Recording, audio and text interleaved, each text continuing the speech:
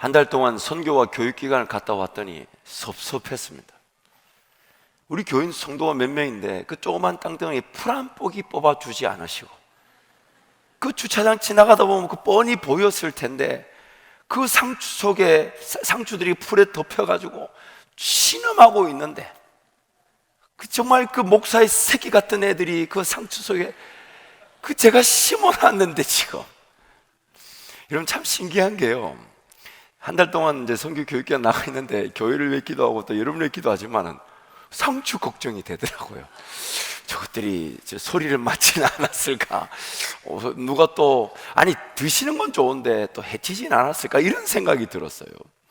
여러분 우리 삶을 자세히 보십시오. 하나님이 우리를 지키시고 보호해야 될 이유가 바로 이런 것에 있습니다. 하나님이 우리를 세상을 짓기도 이전부터 선택하셨다고 말씀하십니다.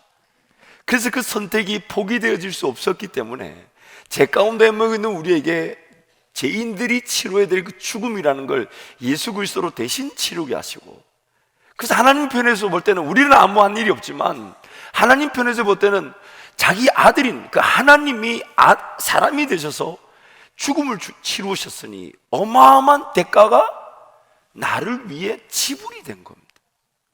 비록 내 삶의 전반적인 부분에 아직 하나님과의 그 동행의 부분들, 말씀 생활이나 기도 생활이나 물질 관계나 또 사명의 길이나 또 헌신의 길이나 수고하나 희생하는 이런 부분들이 미약하고 여전히 세상에 파묻혀 있고 염려, 근심, 걱정으로 살아가고 있고, 못 먹을까봐, 못 마실까봐, 못 입을까봐 두려워하고 있음에도 불구하고 그런 토양 자체가 수많은 잡초들이나 풀로 가득하다 해도 하나님의 모든 관심은 지금 그 풀과 잡초가 무성한 중에라도 하나님이 직접 심으신 예수라는 그 씨앗, 예수 생명이라는 그것 때문에 오늘 우리에게 관심을 두고 계시고 우리를 포기하지 않으시고 우리가 그 은혜를 누리도록 인도해 주신다는 겁니다.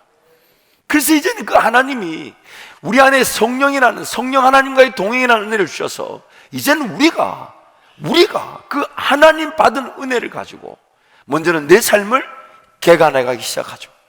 버려야 될 것들 버리고 죽이면서, 그러면서 거기에 이제 심겨지는 거예요. 마치 밭에 심겨져야 될 게 쫙 심겨지게 되면 풀이 날 만한 공간들은 자연스럽게 사라지게 됩니다. 큰 고목 같은 나무들이 깊게 뿌리를 내리듯 내 삶에 그 어떤 것도 흔들리지 않는 하나님과의 관계, 말씀 생활, 기도 생활, 헌금 생활, 교회 생활, 선교, 사명, 이런 것들이 그 어떤 것과도 타협되지 않는 시간으로, 삶의 문화로 깊게 뿌리를 내리고 나무가 자라듯 깊게 그리고 크게 서 있다면 그 밑에 어떤 풀이 나고 잡초가 날 만한 확률은 줄어들게 되는 겁니다. 죄를 이기는 방법도 마찬가지예요. 예를 들면 이렇게 거짓말 안 해야지 이런다고 거짓말이 안 되는 게 아니에요. 그 입으로 찬양을 부르고 그 입으로 하나님을 노래하고 그 입으로 비전을 선포하고 그 입으로 꿈을 외칠 때에 거짓말할 만한 시간적 여유가 사라지게 되는 겁니다.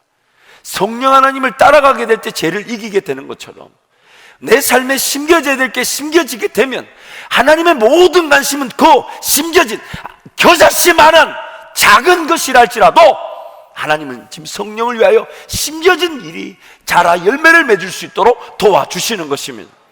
그래서 오늘 우리가 추수감사로 감사 예물을 드릴 때에 2018년 한 해의 감사를 고백하지만 하나님은 이 감사의 고백을 내년에는 더 큰 감사가 될 수 있는 씨앗으로 삼아주시고 하나님과의 멋진 동행을 이제 2019년 한 해 동안 우리 모든 가정과 일터에 베풀어 주실 것입니다.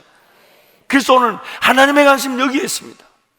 지금 내 삶의 가운데 심겨진 것, 그리고 성령과 함께 성령을 위하여 심겨지고 있는 것들, 그것이 지켜지고 그것이 잘 자라고 그것이 열매를 맺을 수 있도록. 그래서 제가 갔다 오니까 풀이 완전 상추들을 위협하고 케일들을 막 공격하는데 마음이 너무 아팠어요. 내 상추들, 나의 케일들. 아니 우리 교인들이 몇 명인데 제가 풀포기를 세보니까 우리 교인 수보다 작던데 지나가면서 한 풀씩만 뽑아주셔도, 그런데 그 땅 전체를 보자면 심겨진 것에 비하면 풀이 훨씬 더 많은 영역을 차지하지만 그 공들여서 풀을 다 빼고 잡초를 제거하고 땅을 개간한 이유가 뭡니까? 지금 심겨진 것이 잘 자랄 수 있도록. 오늘 우리 삶에 이런 성령을 위하여 심는 역사가 끊임없이 일어나기를 축복합니다. 작은 것이라도 심겨져 열매를 거두게 될 때에 우리는 그 열매를 가지고 더 많이 심을 수 있게 되고, 마침내 삶의 전반적인 부분이 성령을 위하여 심겨진 시간들, 성령을 위하여 심겨진 사역들, 성령과 함께 동행하며 걸어가 헌신하고 수고하는 그런 은혜의 기록들이 우리 삶 가운데 가득 채워져서 우리는 더 큰 열매를 보게 되고, 그것이 마치 내 잔이 넘쳐나 누군가에게 흘러넘칠 수밖에 없는 은혜의 시작이 될 줄 믿습니다. 그러므로 우리의 신앙은 감사에서부터 출발합니다. 이미 하나님이 우리를 건져주셨어요. 죄 가운데서 구원해 주셨어요. 사랑을 베풀어 주셨어요. 은혜를 베풀어 주셨어요. 그 은혜가 얼마나 감사한지 주일날 이 자리에 달려나오지 않으면 안 될 만큼 하나님이 은혜를 베풀어 주셨습니다. 그래서 오늘 우리는 감사에서부터 우리 신앙이 시작하는 겁니다. 뭔가 필요하다, 있어야 된다, 주어야 된다, 하나님이 그 상황을 모르시지 않습니다. 그러나 우리가 감사할 수 있는 이유는 뭡니까?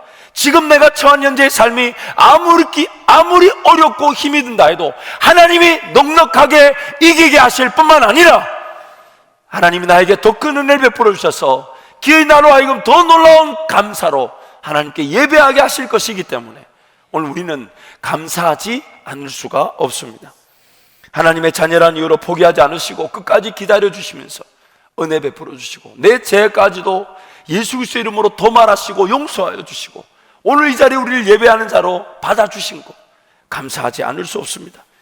아무것도 없이 온 적신인데, 빈몸으로 온 인생인데 하나님 오늘 입을 것 마실 것, 나의 삶의 터전, 오늘 이런 만남들, 하나님 나라가 살아갈 기회들, 일터들, 직장을 허락해 주셔서 하나님의 은혜를 구하며 누리며 살게 하신 것, 어찌 감사하지 않을 수 있겠습니까?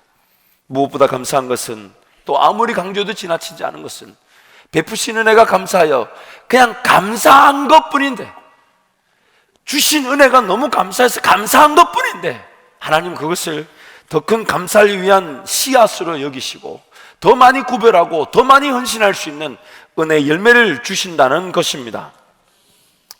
여러분 혹시 감사하다의 반대말이 뭔지 아십니까?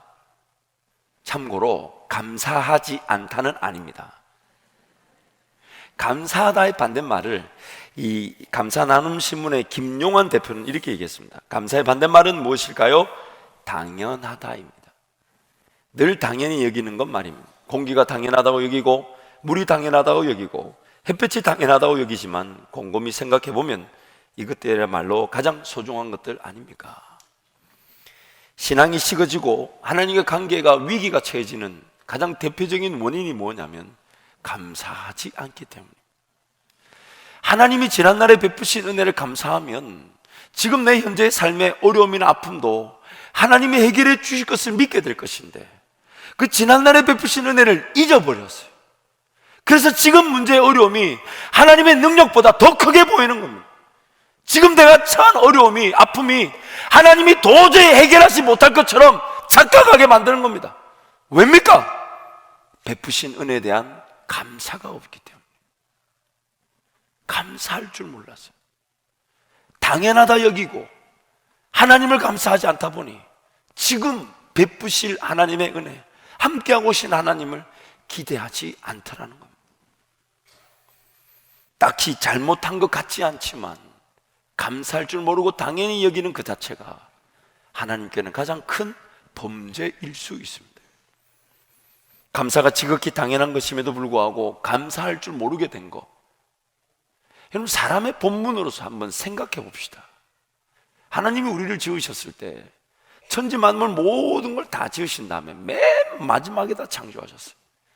그래서 사람이 눈을 떠서 맞이한 첫 번째 날은 안식일이었습니다. 하나님을 즐거워하고 하나님만을 예배할 수 있도록, 그래서 창조 세계를 즐거워하고 그게 나오는 소산물을 먹으며 우리가 살 수 있는 것은 하나님이 모든 은혜를 베푸셨으니 감사하는 것만이 사람의 유일한 할 일이고 본분일 텐데 죄로 말미암아 타락하고 하나님을 거절하다 보니 자연 생태계 만물조차도 어지러워지고 위기를 당하게 될 뿐 아니라 오늘 우리 입에서 감사가 사라졌습니다. 자기 힘으로 살다 보니 감사할 여유도 없고 바쁘고 힘들다 보니 하나님을 기억할 시간조차 없이 살아갔던 것이 바로 죄인인 우리들이었습니다. 그래서 오늘 감사할 줄 몰랐던 우리를 이 자리에서 감사하게 하신 하나님, 그것이 바로 우리 인생의 목적이자 하나님을 예배하는 분명한 내용이 되는 것입니다. 시편 50편 14절 15절 말씀, 23절 말씀 연이어 함께 갑니다. 감사로 하나님께 제사를 드리며 지존하신 이에게 내 서원을 갚으며 환난 날에 나를 부르라. 내가 너를 건지리니 내가 나를 영화롭게 하리로다. 감사로 제사를 드린 자가 나를 영화롭게 하나니 그의 행위를 옳게 하는 자에게 내가 하나님의 구원을 보이리라. 지극히 당연한 감사인데 우리가 하나님을 기억지 않다 보니 그 감사가 안 되고 있어요. 그래서 이제는 당연한 감사가 드려지는 자들에게 하나님이 환난 날에 건져주시고 감사로 예배를 드린 자들에게 하나님 그들을 높여주신다고 약속하고 계신 겁니다. 성경을 읽어보면 참 이해되지 않는 게 이런 부분이에요. 당연한 걸 하지 않았으면 심판을 해야 되는데 당연한 것을 한 것을 가지고 하나님이 도리어 기뻐하시면서 복을 주시니 우리 하나님의 이런 은혜와 자비 감히 어디에 비교할 수 있겠습니까? 사랑하는 성도 여러분, 이 감사의 계절에 우리 모든 성도의 삶에 감사가 살아나기를 축복합니다. 감사가 내 인생의 답이라는 책의 그 정광 목사님은 이런 얘기를 했습니다. 결국 감사는 주어진 조건이 아니라 다른 관점으로 해석해서 만들어가는 것이고, 행복은 소유의 크기가 아니라 감사의 크기이고, 부족하여도 감사를 잉태한 자는 감사를 낳고 풍족하여도 불평을 잉태한 자는 불평을 낳는다는 깨달음을 주셨습니다. 감사는 더하기와 같아서 모든 것에 감사하면 거기에는 하나님의 축복이 더해진다. 어떤 일이든지 어디에서든지 감사하면 플러스의 축복이 찾아온다. 그러나 반대로 원망과 불평은 빼기와 같아서 있는 것까지 빼앗기고 없어진다. 여러분, 우리 이사야 38장 18절 19절 말씀을 힘차게 선포합니다. 수월이 주께 감사하지 못하며 사망이 주를 찬양하지 못하며 구덩이에 들어간 자가 주의 진실을 바라지 못하되 오직 산자 곧 산자는 오늘 내가 하는 것과 같이 주께 감사하며 주의 신실을 아버지가 그의 자녀에게 알게 하리이다. 사망의 자리, 죽음의 자리, 그 자리에 가서는 더 이상 감사할 기회가 없다는 거예요. 살아있는 자들의 특권, 이 땅의 산자, 이 땅에 살아있는 저와 여러분의 특권이 뭐냐면 하나님께 감사할 수 있다는 것입니다. 감사 나눔 신문의 김용환 대표는 이런 말을 했습니다. 처음에는 힘들어도 계속 감사를 훈련하다 보면 생각이 바뀌고, 생각이 바뀌면 말이 바뀌고, 말이 바뀌면 행동이 바뀌고, 행동이 바뀌면 습관이 바뀌고, 습관이 바뀌면 성격까지 바뀝니다. 누군가의 성격을 바꾸고 싶거들랑 뭐 하면 좋을까요? 뭐 하면 좋을까요? 그 사람 귀에다 뭘 자꾸 들려주면 될까요? 감사를 들려줍니다. 감사를. 우리 옆에 분 한 번 더 감사할까요? 물론 옆 사람 성격을 바꾸려는 건 아닙니다. 옆 사람 성격을 바꾸려는 건 아니지만 우리 옆 사람 우리 한 번 더 감사할까요? 너무너무 잘생겨 주셔서 감사합니다. 뭐 이런 거 있잖아요. 뭐 불편하셔도 그런 말 하는 것도 괜찮을 것 같아요.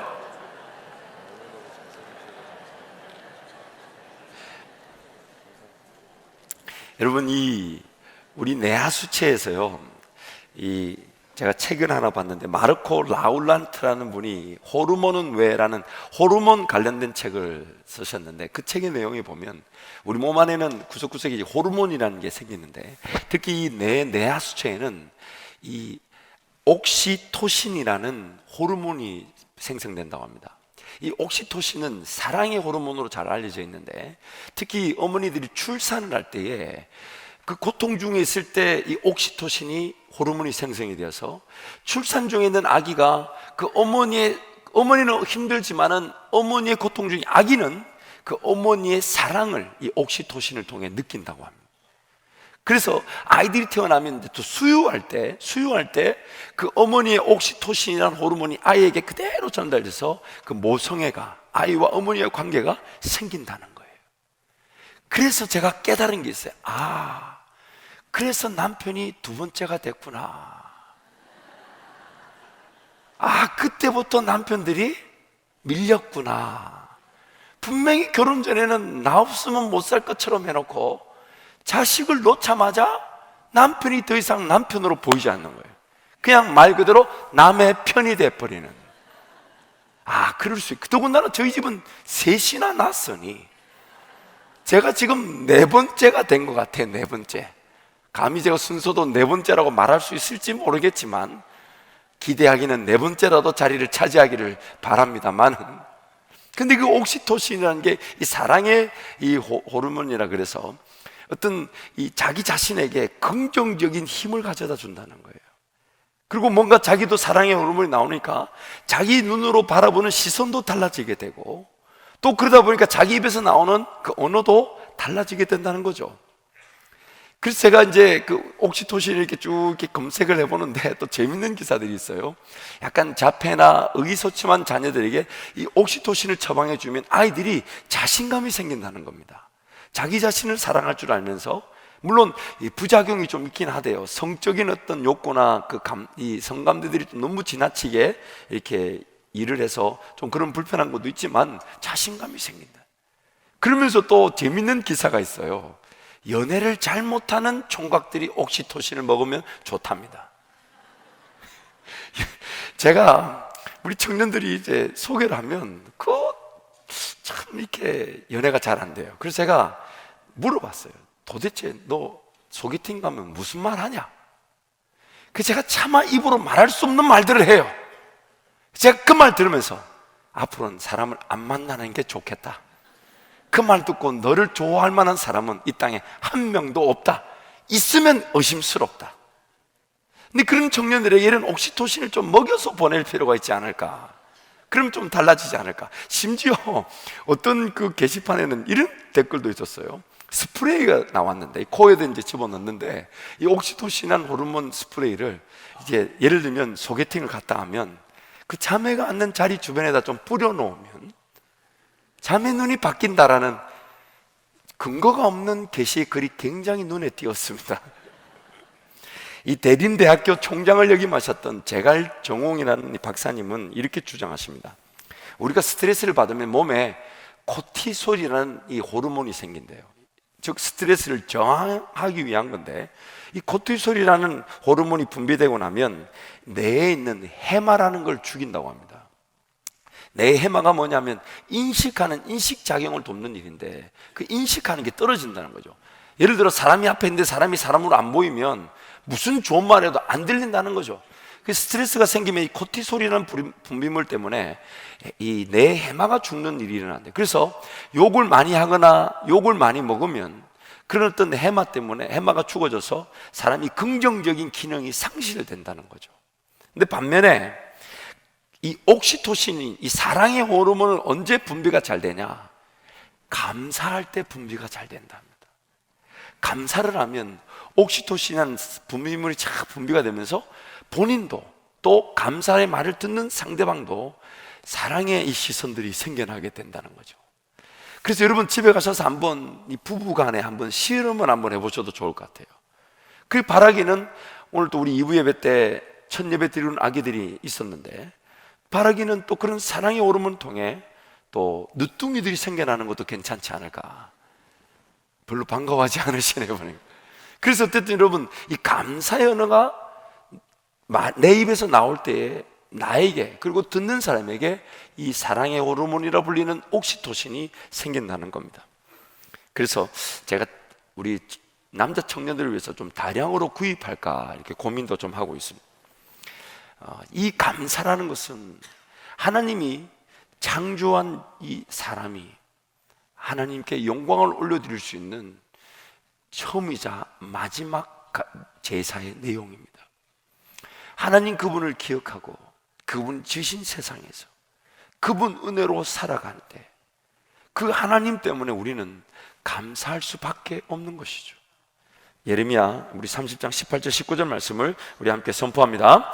여호와께서 말씀하시니라. 보라, 내가 야곱 장막의 포로들을 돌아오게 할 것이고 그 거처들의 사랑을 베풀 것이라. 성읍은 그 폐허가 된 언덕 위에 건축될 것이요 그 보루는 규정에 따라 사람이 살게 되리라. 그들에게서 감사하는 소리가 나오고 즐거워하는 자들의 소리가 나오리라. 내가 그들을 번성하게 하리니 그들의 수가 줄어들지 아니하겠고 내가 그들을 존귀하게 하리니 그들은 비천하여지지 아니하리라. 하나님이 약속한 땅에서 하나님의 백성들이 자리를 잡을 때 그들이 즐거워하고 기뻐하는데 감사하는 소리가 흘러나오게 될 것이다. 오늘 우리의 삶에 하나님의 목적이 바로 감사에 있습니다. 근데 하나님은 그것을 우리의 어떤 생체 리듬을 위한 건강을 위해서도 사용하실 뿐만 아니라 하나님 나라를 위해서도 더 많은 감사를 할 수 있도록 심음의 역사로 우리를 기억해 주신다는 것입니다. 골로새서 2장 6절 7절 말씀 함께 선포합니다. 그러므로 너희가 그리스도 예수를 주로 받았으니 그 안에서 행하되 그 안에 뿌리를 박으며 세움을 받아 교훈을 받은 대로 믿음에 굳게 서서 감사함을 넘치게 하라. 우리에게 은혜를 다하시고 예수 그리스도를 통해 회복되게 하시고 하나님의 자녀로 깊이 뿌리를 내리며 자랄 수 있게 하셔서 열매를 거둘 때에 궁극적인 열매가 무엇으로 나타나냐? 감사함이 넘쳐나는 것입니다. 감사함이 넘치게 하라. 그래서 예배를 마무리하는 이 시점에 여러분 한 문장만, 좀 그리 길지 않았으면 좋겠어요. 한 문장만 지금 이 시간 여러분의 입에서 우리 하나님께 한번 감사해 보겠습니다. 한 문장만 한번 생각해 봐 주십시오. 한 문장만. 그래서 지금 예배하는 이 순간 나의 하나님, 나를 구원하시고 내 삶을 책임져 주시고 포기치 않으신 능력으로 오늘 이 예배 자리까지 이룰 수 있도록 지키신 하나님, 그래서 그 하나님께 여러분 입으로 한번 고백합니다. 한 문장입니다. 자, 준비하시고 시작. 지금 이 자리에 사람이 몇 명입니까? 지금 이게 지금 감사함으로 예배를 드린다 하는데, 그리고 옆에 사람 것 좀 신경 쓰지 마세요. 좀 옆에 사람 어떻게 감사하나? 그럼 뭐가 그래 궁금합니까? 그 제발 앞에서 다 보여요. 다 보여. 다시 한 번 더 좀 힘차게, 뭐 소리는 지르진 않더라도 좀 굵고 명확하게, 정말 하나님은 이런 분이십니다, 하나님 감사합니다, 이거 얼마나 좋냐고요. 감사로 제사를 드리는 자가 하나님을 영화롭게 한다 하니, 자 준비하시고 시작.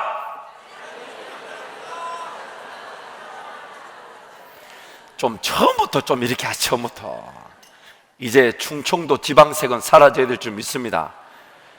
아멘도 안 하시네. 그래서 여러분 댁에 가시거들랑 하루에 최소한 한 10가지도 좋고 뭐 100가지도 좋아요. 다음에 우리가 기회 되면 그런 감사 캠페인을 하겠습니다만은, 감사에 대한 내용들을 책자들을 대하고 내용을 대할 때마다 100가지 감사를 매일 적었던 분들이 기적 같은 은혜들을 보았다는 걸 간증이 수도 없이 많았어요.